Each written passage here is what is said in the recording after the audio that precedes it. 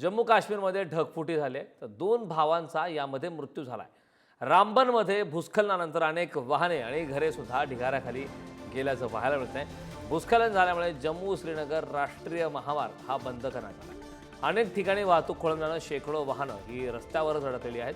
काही भागात डोंगराचा ढिगारा रस्ते आणि निवासी भागात पोहोचलाय। तर एका व्हिडिओमध्ये 3-4 टँकर आणि काही इतर वाहने पूर्णपणे ढिगाऱ्याखाली गाडलेली दिसत आहेत। याशिवाय हॉटेल्स आणि घरांनाही ढिगाऱ्यांचा फटका बसल्याचं दिसून येतं। या संदर्भात ताजी अपडेट देण्यासाठी आपले प्रतिनिधी सिद्धेश भंडारी आपल्यासोबत जोडलेत। सिद्धेशकडे मी जाणार आहे। सिद्धेश, आपण पाहतोय भूस्खलन झाले मोठ्या प्रमाणात जम्मू काश्मीरमध्ये आणि त्यामुळे अनेक ठिकाणी वाहतूक व्यवस्था जी आहे ती पूर्णपणे ठप्प झाली। यामध्ये 2 भावांचा सुद्धा मृत्यू झाल्याचं कळत आहे। काय सांगशील सविस्तर, सध्या काय परिस्थिती आहे?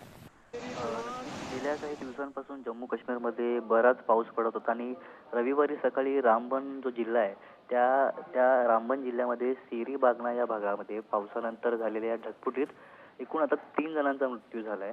त्यात 2 भाऊ आणि एक अज्ञात व्यक्ती सुद्धा आहे, त्याची अजून ओळख पटलेली नाहीये। मला ढगफुटीमुळे अचानक पूर आल्याचं आपल्याला सांगितलं गेलं आणि डोंगरावरून आलेला ढिगारा हा गावाकडे आला आणि या क्षेत्रात सध्या बचाव कार्य सध्या सुरू आहे।